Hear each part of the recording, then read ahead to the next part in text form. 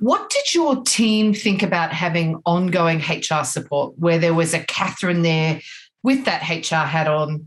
What did that mean for them and what did it mean for your leadership team? Yes. So I'll start with the leadership team. So the leadership team find it invaluable this is really a wonderful thing to have, really, to have a HR person within your team.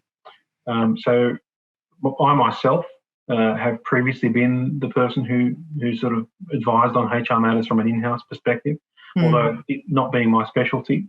I would often get caught in some tricky situations. So for me personally, it's been absolutely wonderful having somebody who is more specialised in this area to take the load off myself. And I suppose the leadership team feel the same way, because just as I felt as though I was carrying a fair bit of the load there, the other managers as well had to sometimes make calls on their own, which is risky.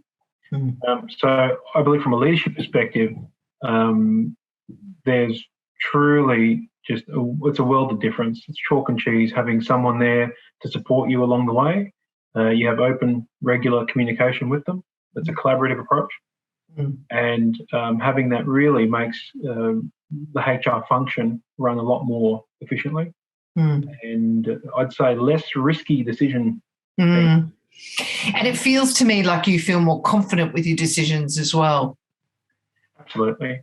Absolutely. And look, what I value amongst all the other things that I've just discussed as well, another thing that I do value is wherever there was a tricky situation where, say, perhaps Catherine would identify, I won't go into specifics here because... No, fair enough.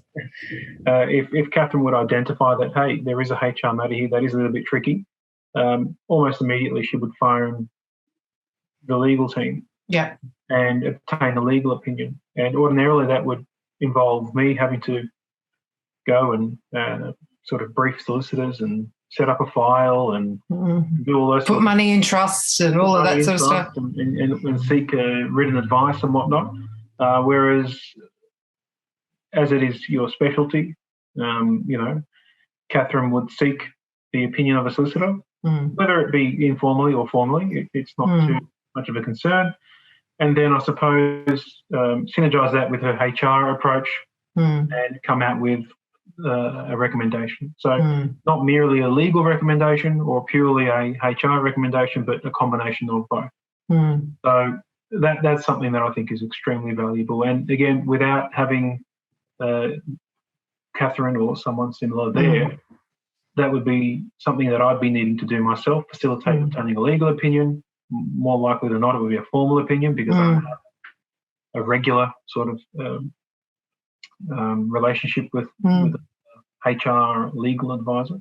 And then again, trying to seek out the opinion of a HR specialist separately and amalgamate those two views to form something together.